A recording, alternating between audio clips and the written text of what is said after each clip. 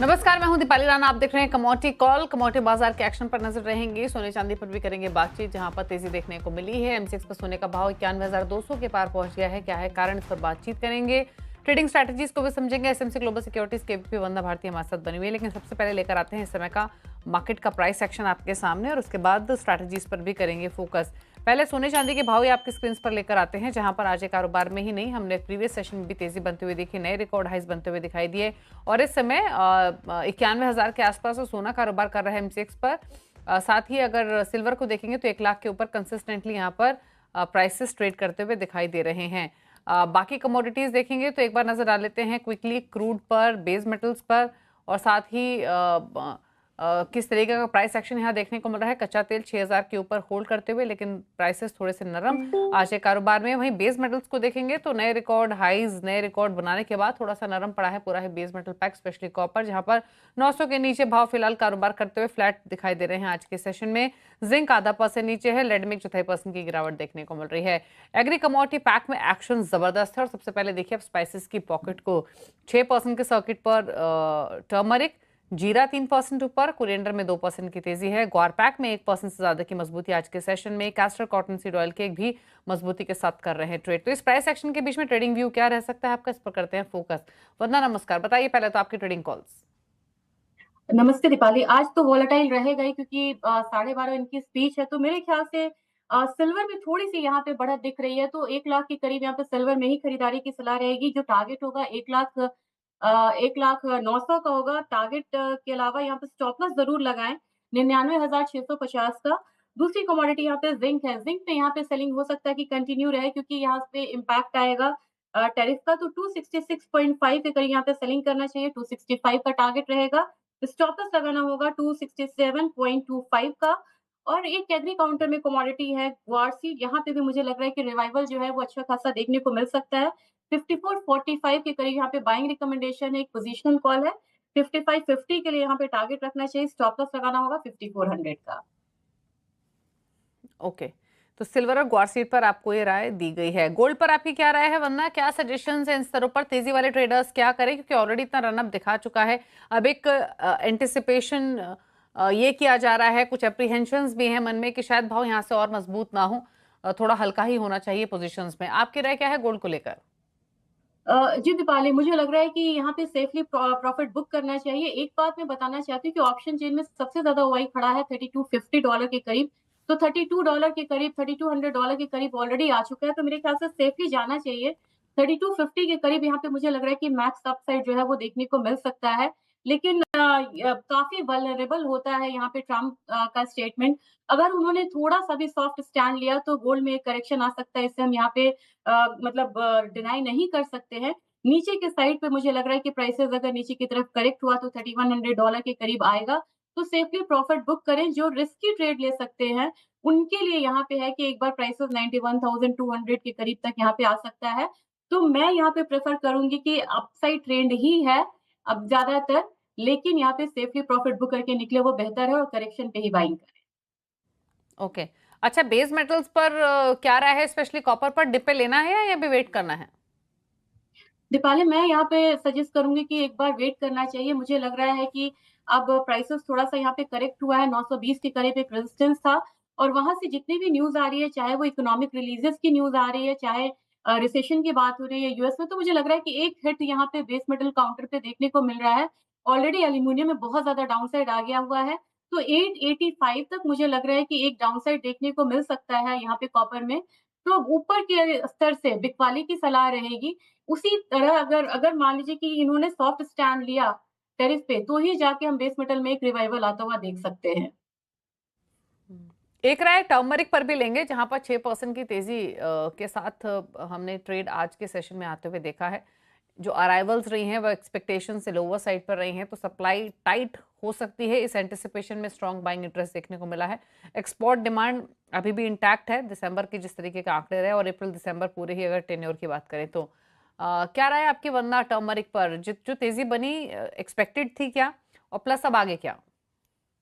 जी दीपाली, क्योंकि टर्मरिक पे एक चीज बहुत थी कि पहले था कि यहाँ पे एरिया बढ़ा है, प्रोडक्शन एरिया बढ़ा है, लेकिन ये बात बहुत पहले से थी कि कैरी फॉरवर्ड यहाँ पे बहुत कम है।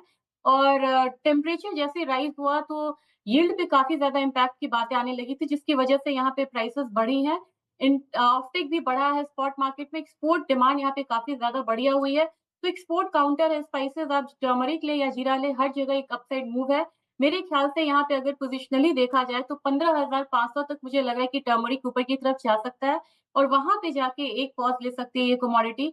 और इसके साथ-साथ हमें एक फेस्टिवल और वेडिंग डिमांड भी जो है वो हमारे सामने खड़ा है और टर्मरिक का अच्छा खासा वहाँ पे डिमांड रहता है, जिसकी वजह से हम लोगों ने अपसाइड आता हुआ देखा है। तो ये रन अप जो है मुझे लग रहा है 15,200 से 15,500 तक कंटिन्यू होना चाहिए। ओके, चलिए, तो ये रही स्ट्रैटेजी आपके लिए टर्मरिक पर 6% पर प्राइसेस लॉक्ड अपर सर्किट में। थैंक यू वंदना शो में आने के लिए और सभी स्ट्रैटेजीज ट्रेड्स पर अपनी राय शेयर करने के लिए। इसी के साथ रुक रहे हैं एक ब्रेक के लिए। ब्रेक के बाद कुछ और खबरें जल्द वापस आते हैं।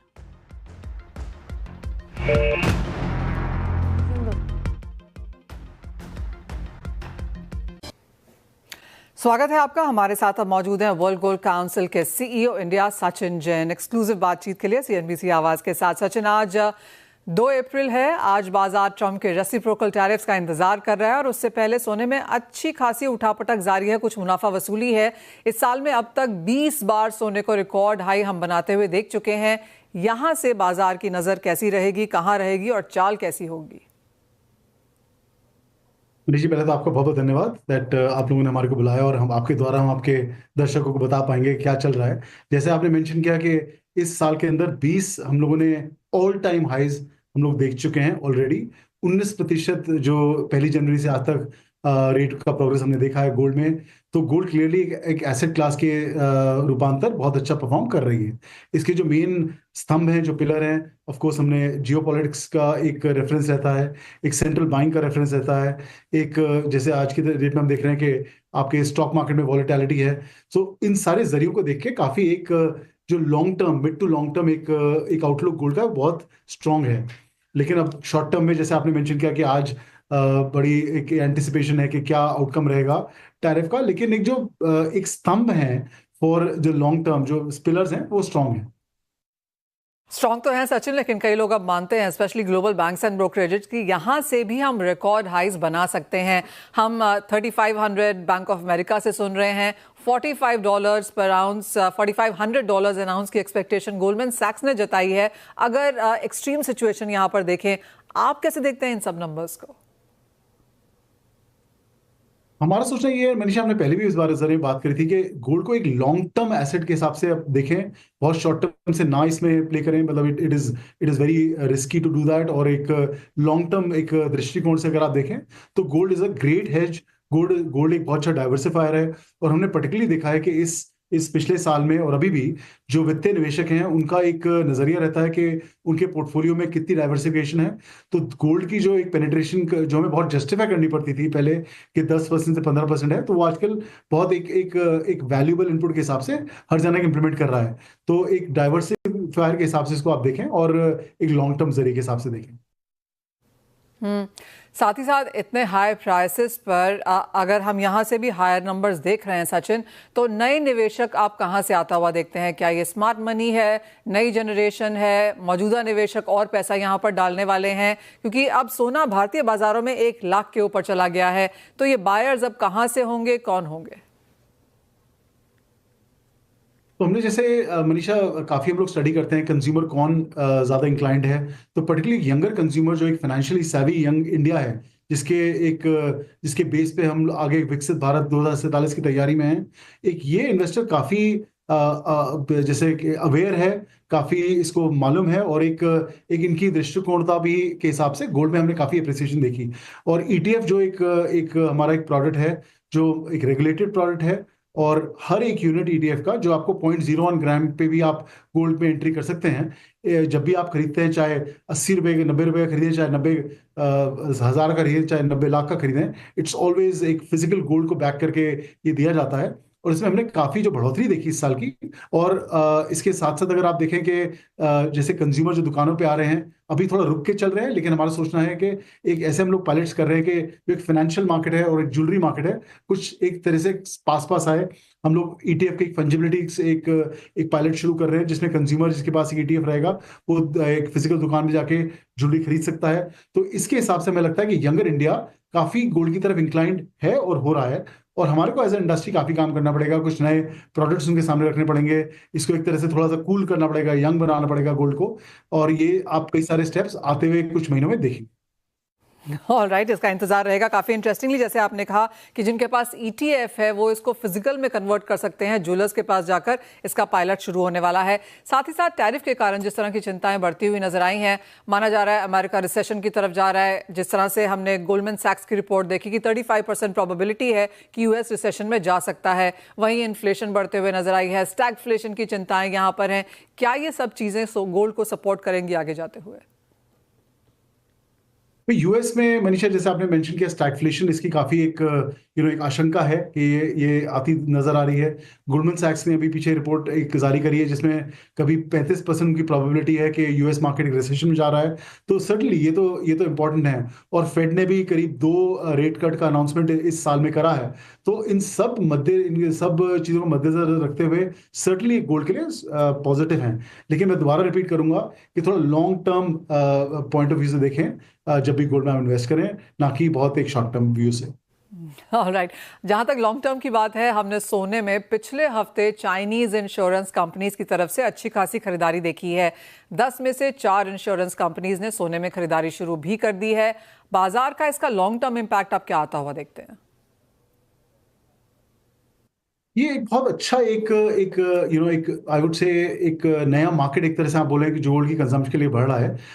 वर्ल्ड गोल्ड काउंसिल की चाइना की जो टीम है वो काफी समय से इस पे काम कर रही है, करीब और से 10 साल से इस पे एक डिस्कशन और एक निरंतर एक कम्युनिकेशन चल रहा था सरकार के साथ और इंश्योरेंस कंपनी के साथ। और हमने देखा कि इनका आउटकम निकला इन लोगों के पास।